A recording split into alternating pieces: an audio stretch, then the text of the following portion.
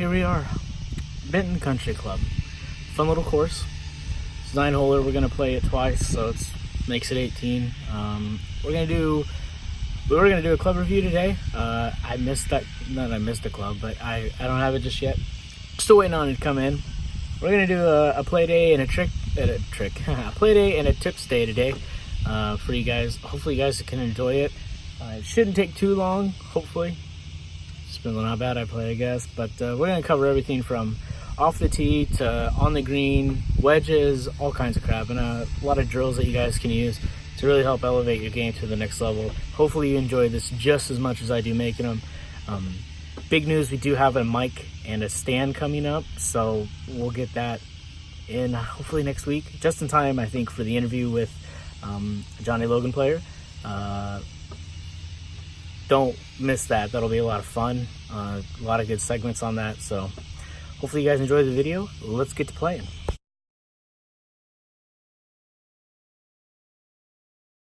Windy out here today, so sorry about that. But one thing I want to suggest is that you guys get yourselves an alignment stick. You can get these super cheap, super easy. You just throw it down. You can use them for all kinds of things. Putting drills, you can use them for lining yourself up to your target, where you want to hit the ball. That way you can start programming yourself a little easier. It's just, I mean, they make a world of difference. There's other drills you can do with them. You can put them over by your, on the driving range. You can put them like behind you so you can feel your hip touch it, so you know you're sliding back nice.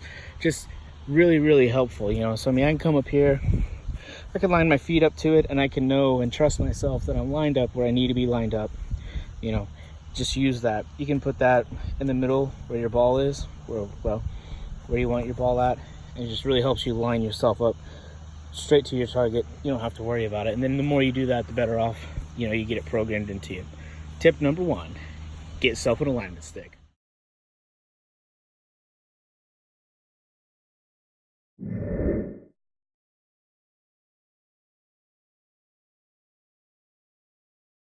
Is kind of a debatable subject, I guess, depending on who you ask, but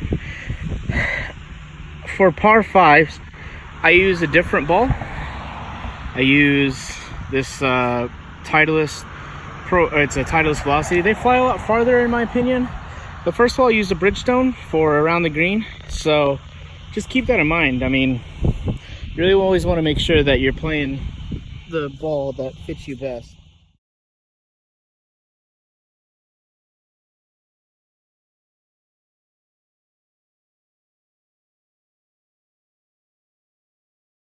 So when we discuss using different balls in general, we're talking about, like, you know, like I know, and most research will show that the Titleist Velocity flies a lot farther than, you know, let's just say your average Bridgestone. You know, I mean, me, I'm not using just an average Bridgestone. I'm using the Bridgestone Tour B330 RS, which is spin. It's supposed to feel a lot different around the green.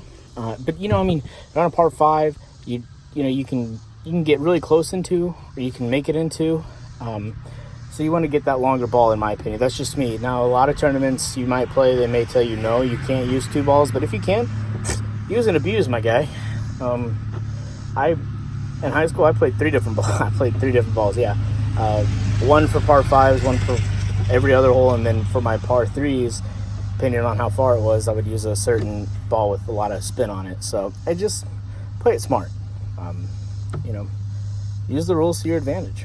That's about it, really. That's all it comes down to is, do you know your rules? Do you know how you can play it? And if you can play it, then play it. So right now we're sitting here in 2. We got about 180 out. I didn't have a very good drive. Got up here nice though. Hopefully we can get on the green, putt for birdie, roll on.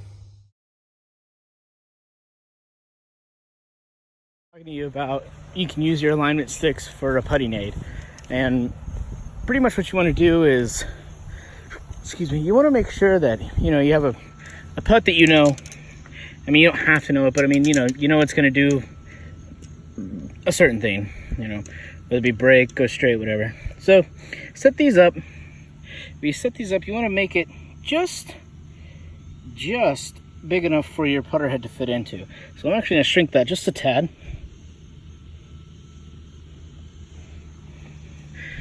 stand over it. Okay, so put our head just big enough to fit through. You're just gonna practice your stroke. You wanna make sure that you're staying inside these lines here.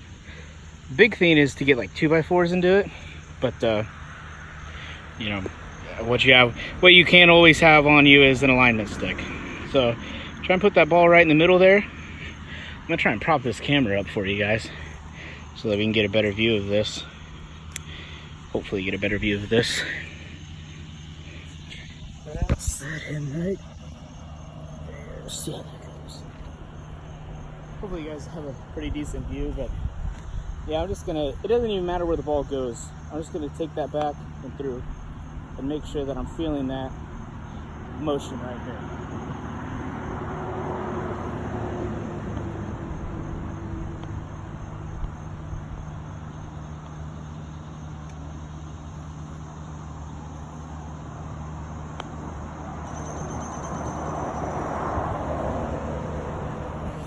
It's super simple to do. All you need is a couple balls. You can go to your backyard and do this too. Just get a couple balls and get it halfway, grip your club, and go up to this point and then back to that point. Just 50-50 all the way through. 50-50. And pretty much what you're doing there is you want to make sure that you get your toe pointed into the air at a nice position, and then you want to come in and release that ball and go through and through. So it looks a little something like this. And that's just solely to help impact. Each of those went almost the same distance, you know, and then just do that. Just do that a couple, I'd say 100 times, but you may not have the time for that. Just do that as many times as you can, and then once you just get it wired into you, start it at that full swing part.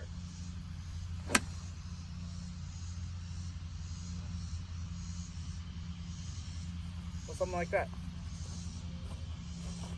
A better time to discuss bunker shots than, well, when you're in the bunker. So let's see here. It's about 130.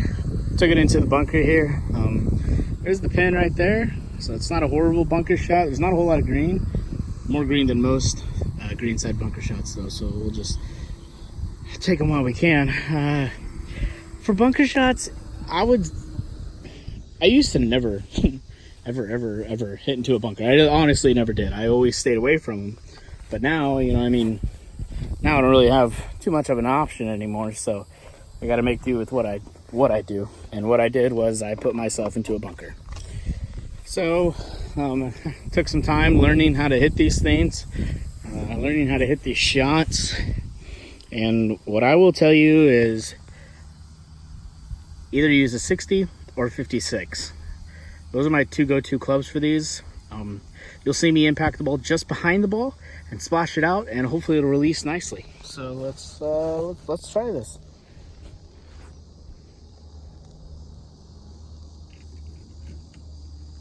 I'm gonna go ahead and use a 60-degree wedge. Since we're so close, I want to try and get it. I want to try and make sure that I splash it up into the air. Okay, actually feels pretty nice. I will dig my feet in. I'll have a slightly open stance to the target, and I'll grip real down. And when I come in, the butt of my club wants to be facing that. I just want to slap it out of here.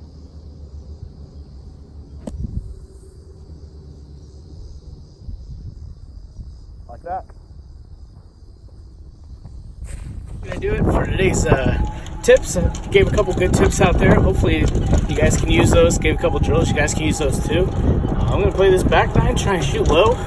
We went 5 over par on the front. It's kind of rough, but we're gonna try and corral it back to a normality right now. So thanks for watching. Stick around for about, I don't know, 6 hours, and don't worry, I'll cut all that out. But we'll start going over the mental game next.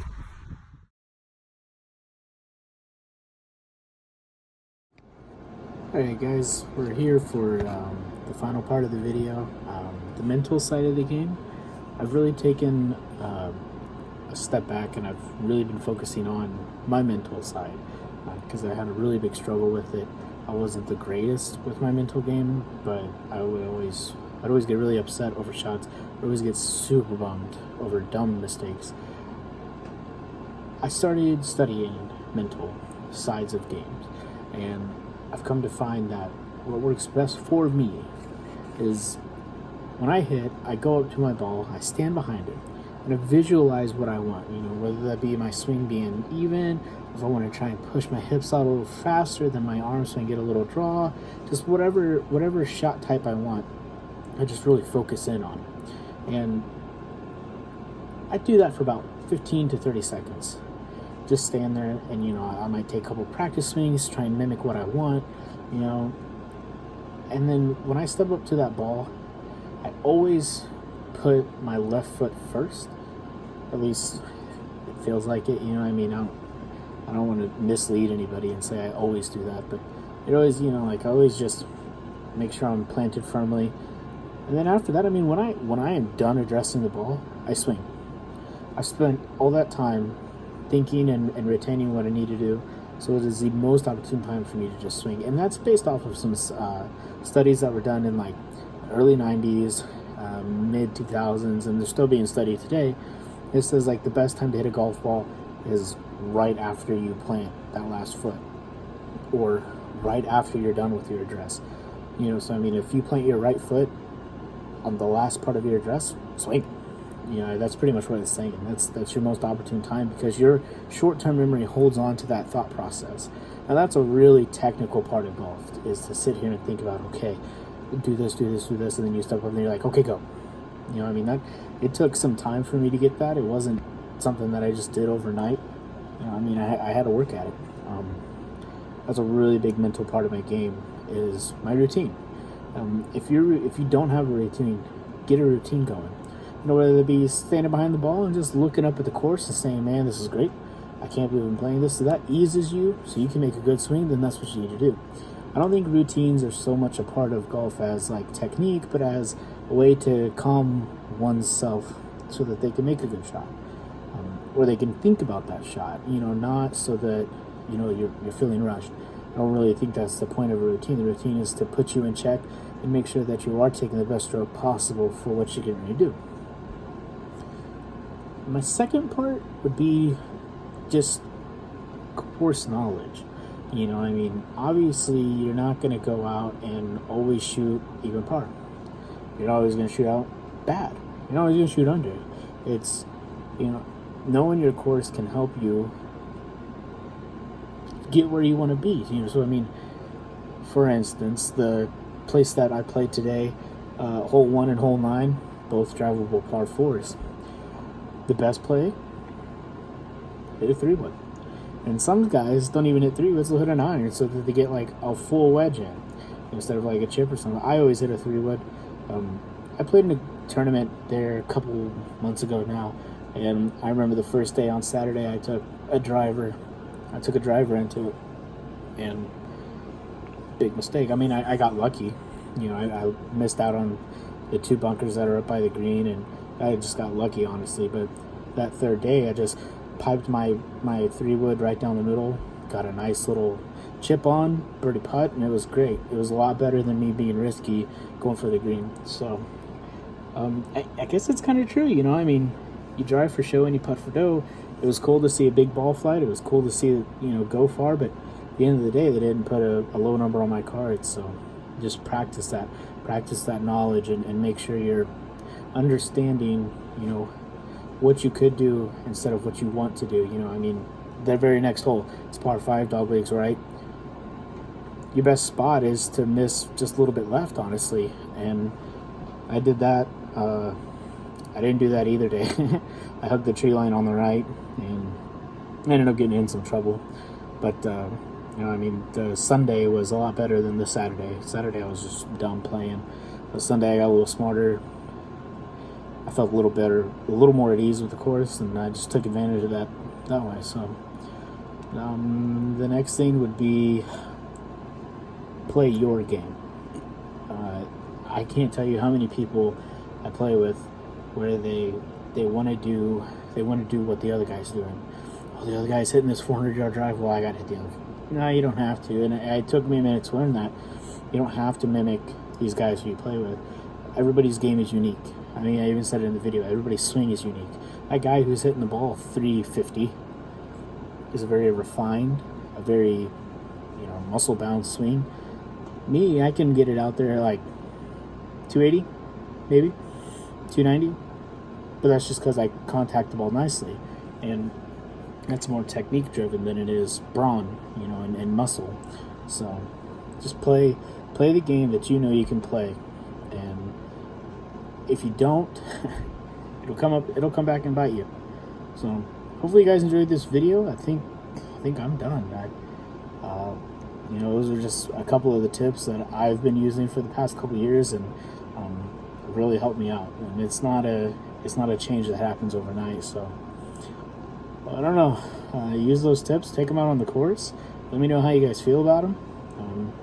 And then hopefully next week we will have one of the Johnny Logan College girl golfers on the channel doing an interview with us. That'll be a lot of fun. Hopefully tune in for that.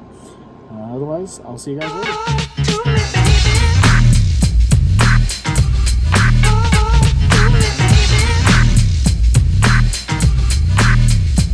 Alright, stop what you're doing, cause I'm about to ruin the image and the style that you use.